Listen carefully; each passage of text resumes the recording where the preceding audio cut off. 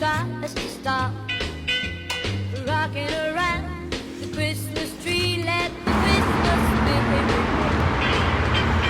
Later we'll have some pumpkin pie and we'll do some caroling.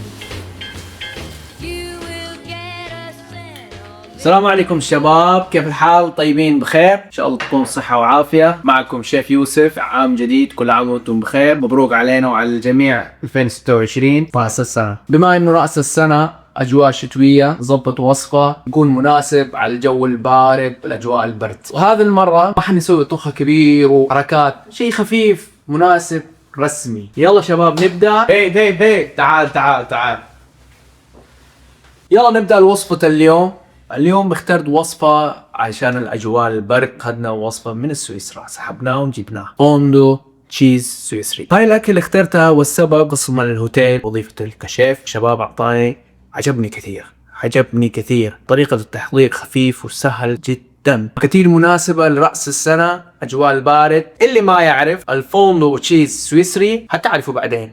طبعا المكونات أحد من المشاهدين والمتابعين يكتب لي إياها بالتعليقات. يلا شباب نبدأ. طبعا نحن نحط بالوصف واين، بس نمشي على طريقة الإسلامي الحلال، نحط بديل. ونحط العصير عصير تفاح أورجانيك.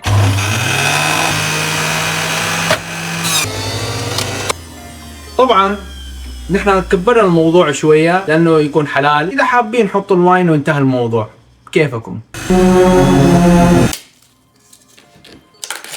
بعد ما خلصنا العصير التفاح نبلش على إمنتال تشيز، نبشرها. جاهزين؟ يحط الآن الجبنة النوع الثاني شيدر، مكس يعني أسس. طبعا شباب حطينا البطاطس نسلقها، نسلق البروكلي، نضيف شوية عليه ملح.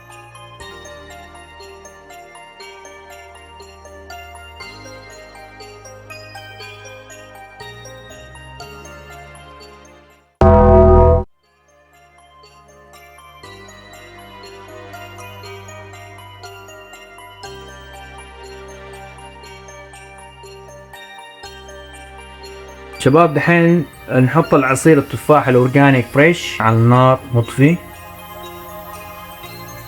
ملعقة نشا، ما نكثر، حرك على البارد.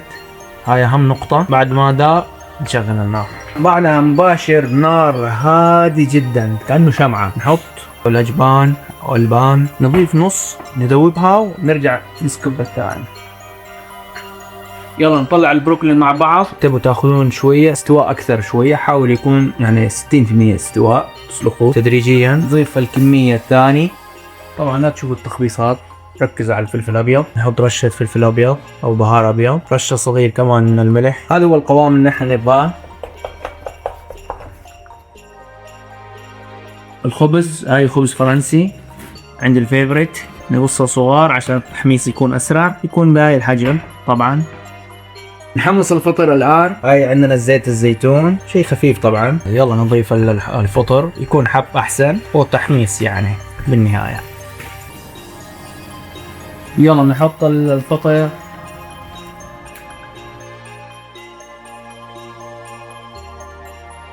يلا على السوسج.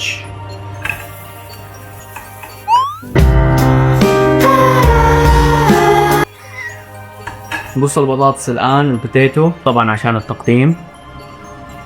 1 2.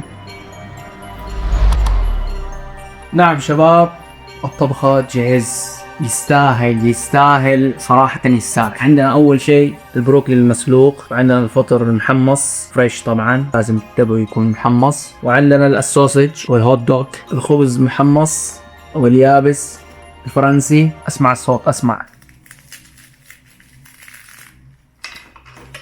عندنا البوتيتو مسلوق. هذا هو الواين، امزح معاكم. وعندنا شيء الرئيسي، يلا نذوق الفوندو تشيز كامل. أوه. ايوه من تاركه تعب عليه مع الهوت دوغ. طبعا مو ضبط الطريقه، انت اسس بنفسكم. هذا هو.